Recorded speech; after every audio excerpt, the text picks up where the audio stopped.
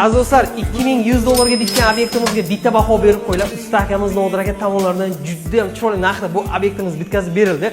Bugun sizlar bilan 210 kvadratlik obyektni ko'rib chiqamiz. Bittadan like taymaysizlar mana shu chiroyli mehnatga. Qayerlar qanday chiroyli qilib bitkazib berganlar. Ramka taylab, ramkalarda ichini mana shu chiroyli g'ishcha faslda qilib berganlar. Aziz do'stlar, bu obyektimizning narxi juda ham zo'r narxga bityapti. Remontchi lekin vaqti zo'r chiqqanmi? Mana shunday arzon narxlarda uyimni fasad qismini remont qilaman degan akalarga bu videoni tashlab qo'yasizlar. Qaranglar, arzon bu tomonlarga mana shu chiroyli patlargacha qo'yib berganlar.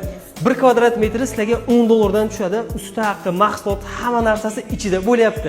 Sizlar faqat yotar joy bilan ovqat qilib besalaringiz bo'ldi. Usta akalarimiz kelib mana shu chiroyli qilib bitkazib berishadi.